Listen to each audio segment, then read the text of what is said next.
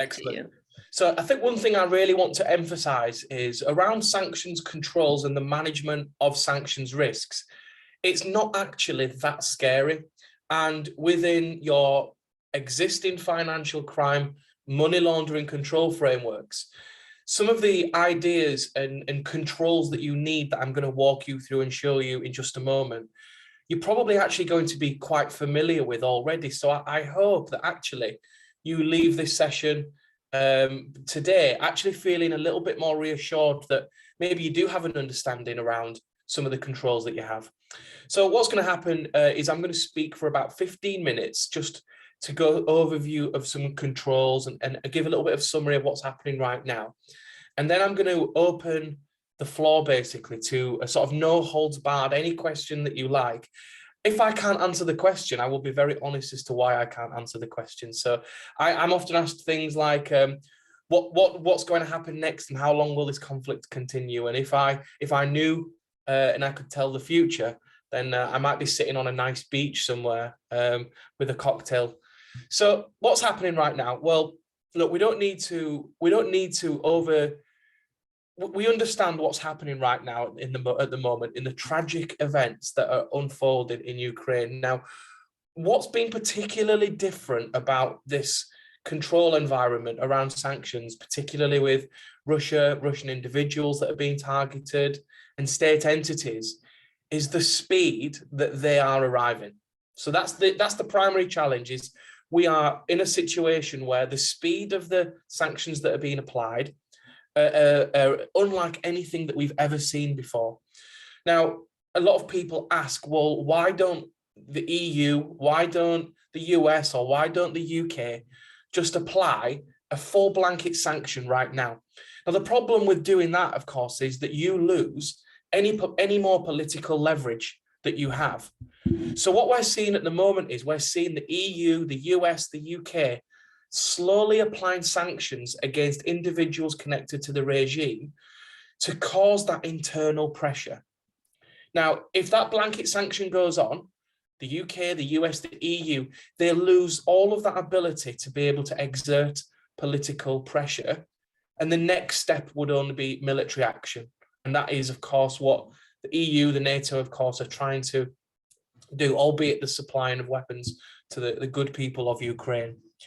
So why has this been particularly different is organizations are taking a little bit more of a reputational and an ethical approach to this. So they're making decisions around whether to continue doing business in Russia or not. Now, that isn't sanctions related. What that is more of a challenge against the regime. But of course, if there are any representation with the banks that are sanctioned there, then that can create an issue in its own right. So what organizations are doing at the moment is they're creating small teams to constantly manage the risk. Now, one critical element to be able to understand where the risk sits is customer due diligence, which I am very confident that you are all more than familiar with, and the importance of customer due diligence. Now, why CDD is so important in this mechanism is that if you have really good CDD, you know your customer base, you can just simply turn on a machine and it will be able to tell you with really good MI where the risk is. And it doesn't necessarily mean that you have to react and apply sanctions controls, but you can certainly apply stronger risk controls that will help you manage that risk. And if it changes, you can react to that almost in real time. So what I'd like to do now is have a think about, for a moment, about how a firm can ensure that it's compliant with sanctions requirements. Now, ultimately, the board who employ a governance strategy to manage the practical application of the sanctions policy and risk appetite. In addition to that, amongst other elements, individual staff members who work in that particular field need to also be aware of the sanctions risks. Now, that will move through the entirety of the third line of defense, but ultimately, your organization should have a designated officer that would manage these sanctions lists. Now, what a lot of regulators tell you have to do, They tell you you have to monitor lists. What they do not tell you is how you should do that. So some organizations will do this manually. Some organizations will do this digitally and automated. And of course, automated is better. So ask yourself this question. When was the last time your organization updated its sanctions policy? When was the last time you took an opportunity to read that policy? Do you understand the policy? If you don't, do you know where you can go to obtain some kind of support and some guidance? What's your firm's risk appetite around sanctions, and particularly Russia at the moment? So having a look then at some of the major controls, and again, this is why I said that a lot of these controls you're probably already familiar with. You probably apply these in your money laundering controls, your financial crime controls, your fraud controls. So I want you to obtain a little bit of comfort that you might have an understanding on what some of these are. Now, the best approach to managing sanctions risk is to apply what we call a global standard. A global standard is wherever you operate in the world or in your jurisdiction, that you apply the highest standards and regulations based upon your geographical risk. So if you align that policy across all of your operating jurisdictions, that's one of the strongest mechanisms to be able to support your organization. So what I'd like to do is I'd like to just run through a little bit more detail around some of these key controls, and then some guidance on how you can approach this and apply this within your organization. So governance is absolutely key. At an overarching level, sanctions policy and procedures will serve to infuse key governance and strategy approaches into an institution's day-to-day operations. Now, the policy and procedures should be reviewed at least on an annual basis. It should also be responsive to major legislative and regulatory changes, exactly like it's happening now, where there are new sanctions regimes being imposed or major changes to the regimes that we're standing. Now, what you need to make sure is that as part of the good governance, that you communicate effectively and quickly. Now, as the nature of business evolves, a financial institution, or any institution for that matter, should understand the complexities and the risks involved to make sure that the control framework is supported by up-to-date policies and operating in a business area. But the governance must be tailored to reflect your specific jurisdiction.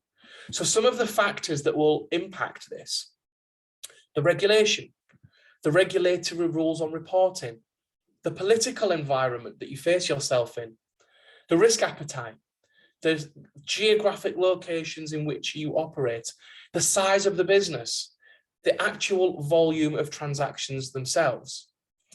But to understand how you overarch your governance, you need to make sure that you have an up-to-date risk assessment. So that will identify any high-risk jurisdictions and activities. Now, that means that you'll need to understand how and where your organization is vulnerable to the breaches and put in place some of the controls that will help you manage those risks. Now, they can include nationality, transactions, insurance, trade, third parties, government contractors, advisory notices, and so on. But the accountability sits with the senior management, and continuous oversight and management of sanctions risk is so important. The board will typically employ a designated officer. Now, that designated officer should then be supported by a team of subject matter experts, senior management to execute those transactions. Now, the designated officer in that team will interpret and implement the policy. They will actually horizon scan and try and find the lists. They will define a strategy for compliance. They will manage and execute the program. They will provide the guidance, the training. They will make sure that the teams are trained to the appropriate levels. So you need to make sure that those training requirements are tailored. And they will also need to make sure that they have a strong relationship with the regulator. So Again, moving on to other elements, resourcing is so important. So again, I'm sure you're seeing some similarities in the way that your organization is run. But it's the point around resourcing is a really important consideration, because of what a regulator will want to see is that you've got the right resources in place to manage the threats. Now, there's a famous example of the Industrial Bank of Korea in New York, who were fined very recently because of breaches in sanctions controls. And that's because they had one member of staff that was conducting all of the sanctions screening manually. Now, that meant that when a transaction or a new relationship was developed, the relationship was opened or the transaction was allowed to happen, but the transaction did not get reviewed for 6 months. So as a response to that, what the organization did is they brought in a member of the IT team with no compliance experience to help clear the backlog of alerts. That is not an acceptable approach to resourcing. Now, obviously, what can happen is, like we're seeing at the moment with the Russia-Ukraine situation, is that sometimes that challenges can come out of nowhere and you're improperly resourced. So what you need to think about here is how you ring fence that resource, maybe within your organization, offer quick training, effective controls to be able to increase your staff numbers very, very quickly. Management information, or MI, so important.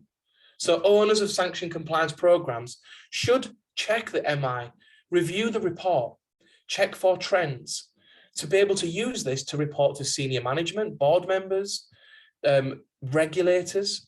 Now, wider staff members can actually also benefit from this. So they can look at analysis, so they can horizon scan, they can understand how it could shape other policies, such as the payment screening hit rate, how many positive matches we've had, how many license requests have there been?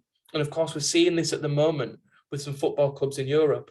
How many regulatory breaches are there? What percentage of staff are able to actually complete training? Training, so important and so critical.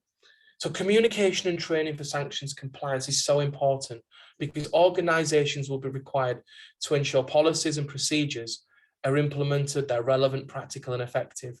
Now, an internal strategy around communication should be able to quickly pass on information that will relate to new and emerging threats around some of the sanctions lists. Now, failure to do that and educate members of your organization could lead to unknown sanctions breaches. Now, if you find those, the challenge that you have at that point is how you manage that response effectively. And this is where we start to see organizations that obtain fines. So when you're devising training programs, think about the level that your target audience is. Does this need to be high level? Does it need to be very detailed?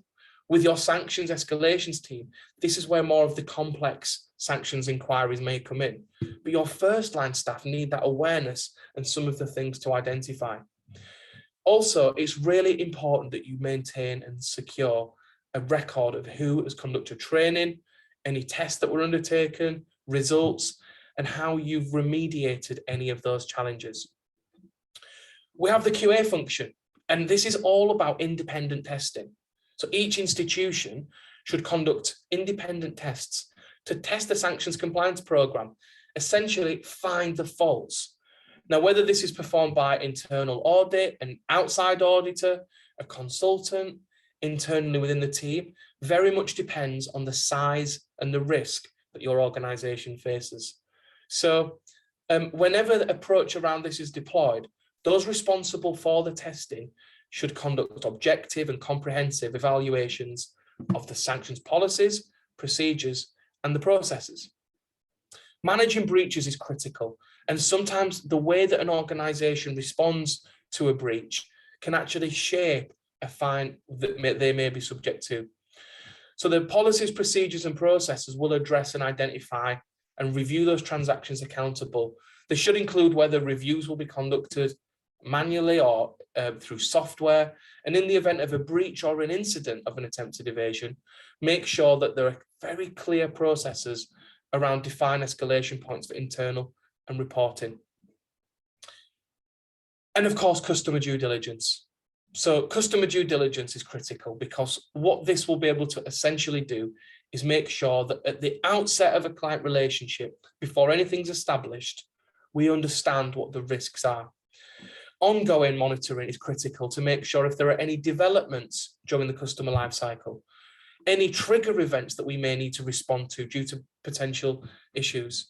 So again, have a think about the types of clients or individuals that you deal with, and some of those high-risk institutions. So for example, oil and gas, import and export, aviation, precious metals, mining, money service businesses as another example. Sometimes where you source your concrete from can potentially be an issue.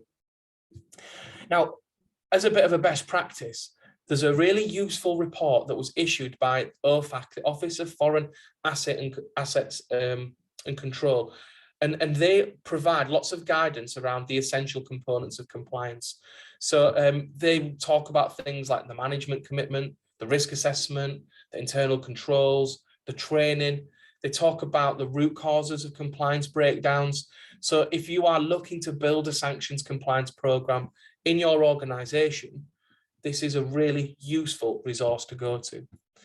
Now, I want to just finish this brief presentation by thinking about how you organize your teams and your environments to manage this risk. Now, sanctions compliance is accountable across the entire organization. But what should be an appropriate approach is having a fluid approach to management of these risks. So for example, the sanctions team probably sits in the second line of defense, but the risk sits with the first line of defense. Now, when something goes wrong, what tends to happen is it falls between that very small gap that's probably around this area here, where the first line want to blame the second line and the second line want to blame the first line. So we need a slightly different approach to this risk. And I want to use a different analogy to explain what I mean. So I'm not sure if in the room we have any soccer fans. I'm a big soccer fan, and it doesn't matter if you know soccer or not, but essentially the concept of soccer is 11 men or women on a football pitch trying to score a goal and do not concede a goal. So in business terms, the attackers, the people that score the goals, are your first line of defense. What they want to make sure is that your organization doesn't need to adapt and control around this. The second line of defense, what their approach is to manage the risks. So they control the first line of defense, make sure that they're doing their jobs, and protect the third line of defense. The third line of defense, of course, what they're designed to do is not concede. But the problem with that is, if you come up against a really good and positive team, it means that you can find yourselves under attack. So what you need to do is you need to evolve and change how you manage the risk. So if your organization is under threat or there are new sanctions in place, then you need to go into defensive mode. If you come up against a particularly and all your programs and controls are in place, then you can evolve and adapt your controls. So that is my sanctions compliance and management in 15 minutes, which must be a record time. I'm happy now to open up the floor to any questions.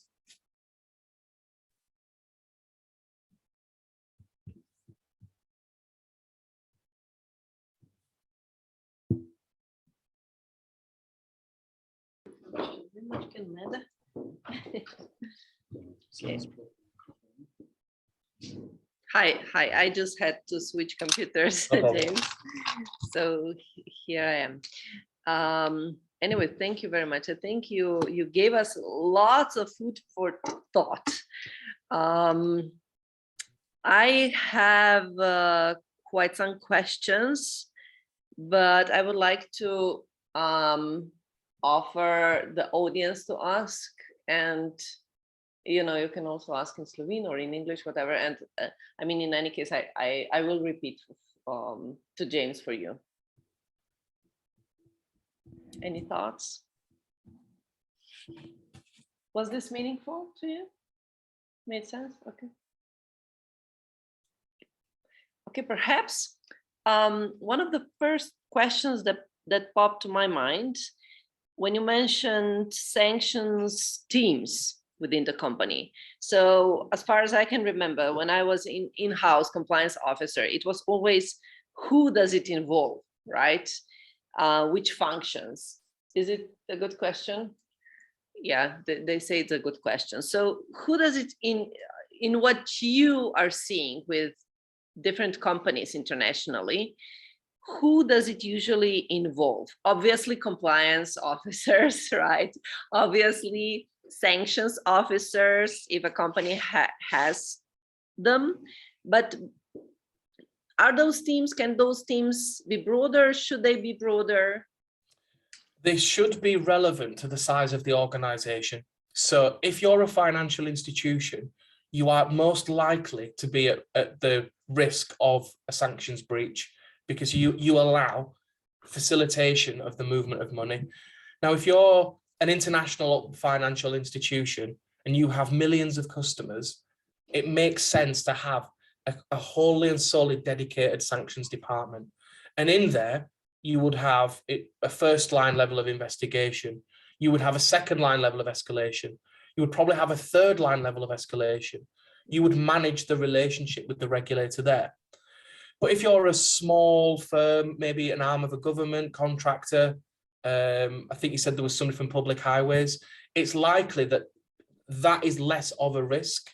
So that it might just be an individual who's accountable for that. But what's important is that senior management are responsible for this no matter what. So it's up to a senior manager to determine the size of the organization, the scope of the risk that your organization has. And I've seen organizations that have 200 members of staff in a sanctions team, and I've seen some that have one. And it depends on the risk to your organization. A bank, very risky, but an individual who maybe works in, a retail store, not so risky. So if you are one, right, if it's a small company or the risk is not as high, then the remaining risk is up to you then as a compliance officer. It is, but what you for a company, small risk, but for an individual being accountable, huge risk. So do this management information come in here, especially? Well, yeah, absolutely it does, because even if you're not a financial institution, let's just say you work in a retail store, you still need to understand the staff members that you're employing. You need to understand where you're sourcing your products, where you're selling your products to. So it's not just about necessarily a financial transaction, but it's actually having any involvement. Now, I purchased something for my motorbike yesterday, and that I had to purchase it from a second-hand store because it was made in Russia. And now I would be unable to purchase that.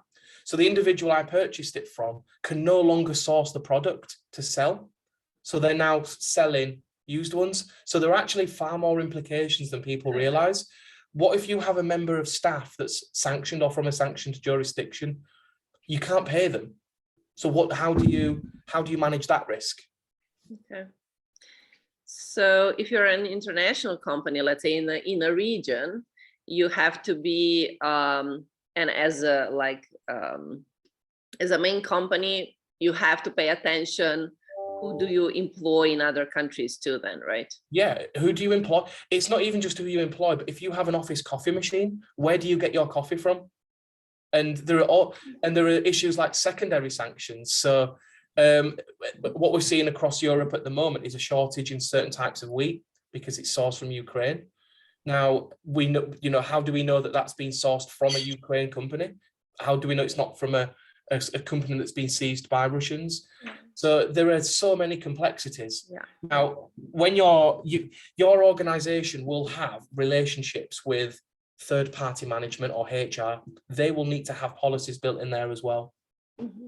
Good. So we touched a little bit on that it's not only relevant for financial industry, companies from the financial industry. So what other industries would it involve in terms of high risk?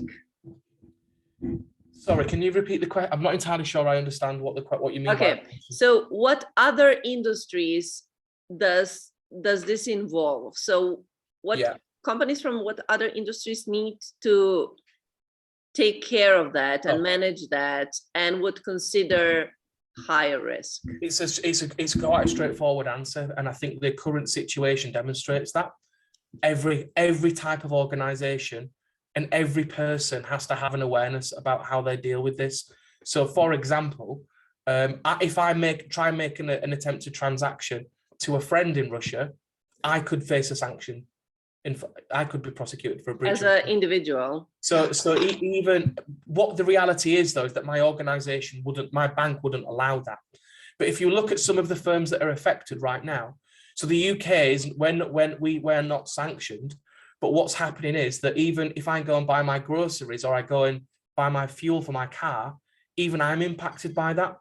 There are football clubs that are unable to sell food and drinks.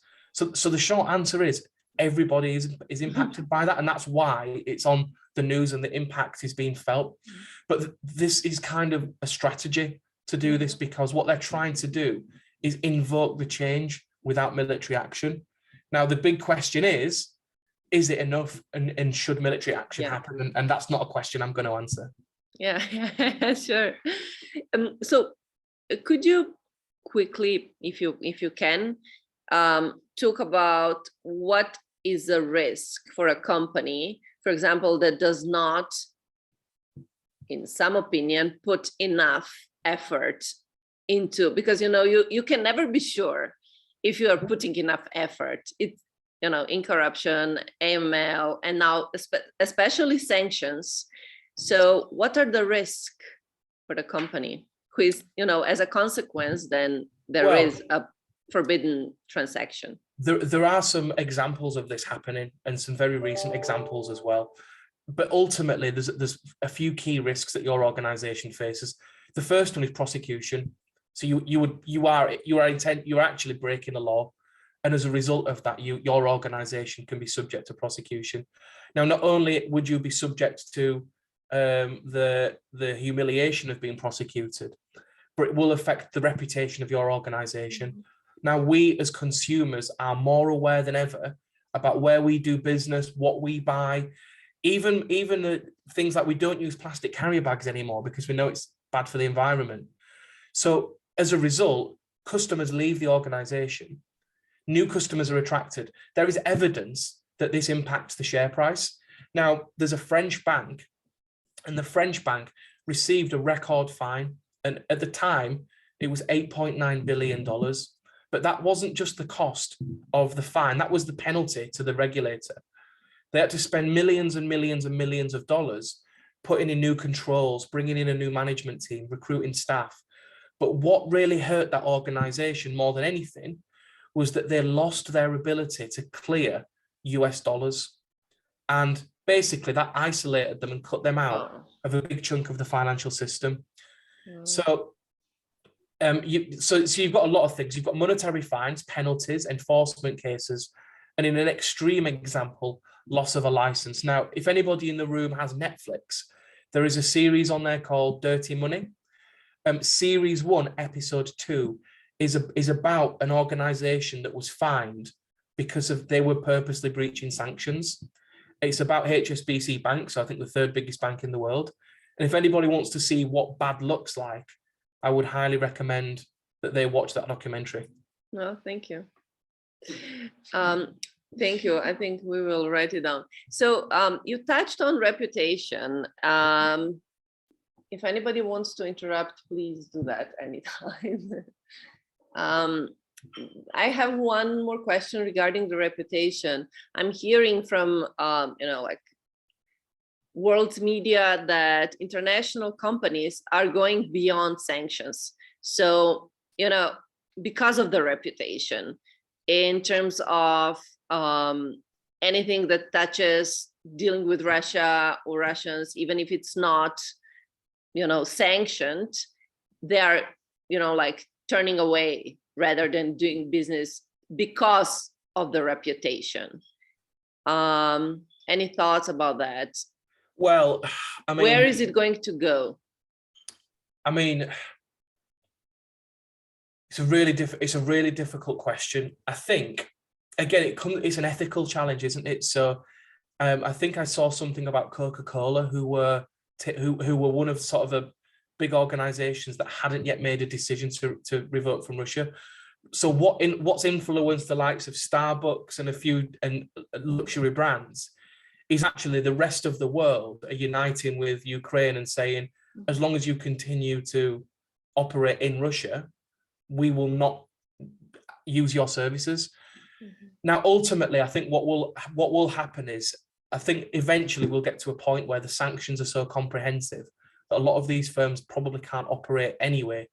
However, like with the likes of Iran and North Korea, it still happens inside the country. It's just all managed inside the country. But in terms of what happens, what I hope happens is the war ends in the next 30 seconds. That's what we all want.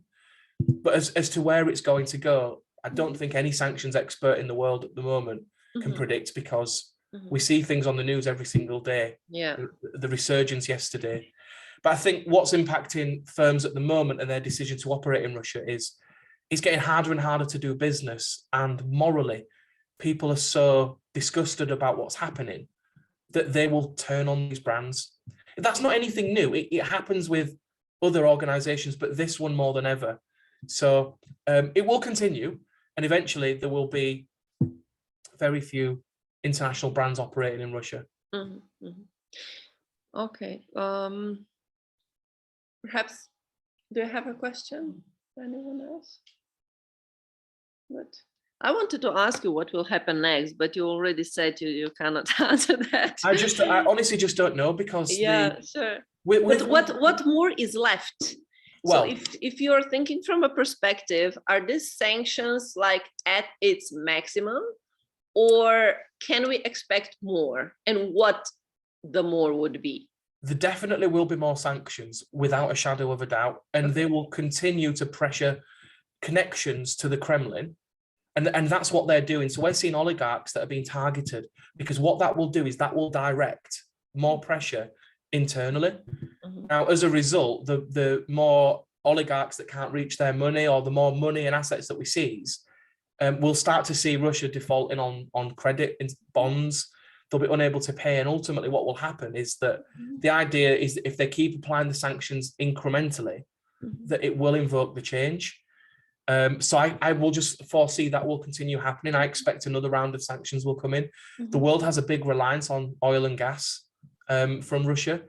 We know that jurisdictions are trying to source it from other areas, but it's so political at the moment. And obviously everybody is very fearful that this might turn nuclear. And if that happens, I wouldn't even like to speculate. This has not really happened before. With Iran, it was quite easy to see because they weren't complying with the nuclear agreement. It was kind of obvious where it was going to go. This one, I've just got no idea. And it's quite scary, to be honest. Mm-hmm. And even if you know, as you said, we are all hoping the war is just going to stop and they're going to withdraw. But even then, would it be over with sanctions? I can't see how the sanctions will go for a long time against Russia. There would have to be a regime change for that. So it's not going to go away. We have to deal with that and find a way to manage. Yeah. Yeah. And you know, maybe that there'll just be a consensus at some point that there won't be any business. But we also have to remember, obviously our thoughts are with people, the good Ukrainian people, but there are individuals in Russia that also don't want this. Yeah. And I'd be really honest. I work with an individual who is half Ukrainian and half Russian, and she's been ostracized in her community. So she disagrees entirely with what's happening. She's disgusted, but she's impacted in her ability to support family. So the sanctions are tightening all the time. Yeah, sure. Okay, maybe one last question that I have. You already mentioned, for example, if you're a builder or building, even other builder, maybe you're a retailer and you're building. So you have to be careful where you source concrete from. Did I understand correctly? Any product that you use, so you have to make sure you're careful where you're sourcing it from. Yeah. Particularly, what about telecommunications with Russia? So Slovenians calling to Russia. Can a telecommunication company do that now? And if you are saying that probably the sanctions are going towards banning any dealings with Russia, is that going to target any transactions? So not just financial, but like telecommunication transactions. As far as I understand, you can still call into Russia. Technically speaking, Russia as a jurisdiction isn't sanctioned. So technically we could all still travel there. Of course, our respective governments wouldn't allow us. But you cannot carry any euros then, or yes? If you're in the jurisdiction, can you carry euros into the jurisdiction? I would imagine that you can, but I think because of the impact on rubles at the moment, I don't think that it would be a sensible idea to do that, because essentially it's going to be worth so much more. But it's like jurisdictions like Cuba that you can only buy the Cuban dollars in Cuba, but that's because the jurisdiction is sanctioned. As it stands right now, Russia as a state isn't a sanctioned state. It's a lot of state-owned enterprises that are sanctioned. So maybe if Russia as a jurisdiction becomes fully sanctioned, then maybe that will change. Okay, so we can use a lot of imagination about that. And yeah, so thank you so much. I think it was highly helpful that you actually, and I will actually try to summarize the elements of effective managing. So I think that the approaches that you have shown how to effectively manage that within the companies was really helpful. So we will definitely share the presentation and also the video recording with our members. And any last question from the audience? No. So yeah, with that, thank you very much, James, and see you in Ljubljana next time, right? Hopefully. I'm so sorry I couldn't be there in person. I've thoroughly enjoyed my visit last time and hope to travel again there soon. Yeah, if not sooner, then we will see you in London. Maybe some other colleagues will go to ICA conference in May. ICA also has the specialized certificates on sanctions, right? Yeah, so we have 3 levels of sanctions qualification, and we have a certificate which is about giving people knowledge. So people that are new to sanctions and need to understand, the certificate is a great place to start. We then have an advanced certificate in managing sanctions risk. These are for individuals that have the knowledge, but apply that knowledge on a day-to-day basis. So maybe work in the sanctions team. Okay, good. And this year we launched our diploma in sanctions, and these are for individuals that manage teams that look after sanctions risk. So it's the most number of qualifications we've had for sanctions ever, I think, in the history of the ICA. Good to know that ICA actually has many resources. So thanks for being one for us today. No problem. Thank you for inviting me. Yeah, very welcome. Have a good day, James. Thank you. Bye-bye. Bye.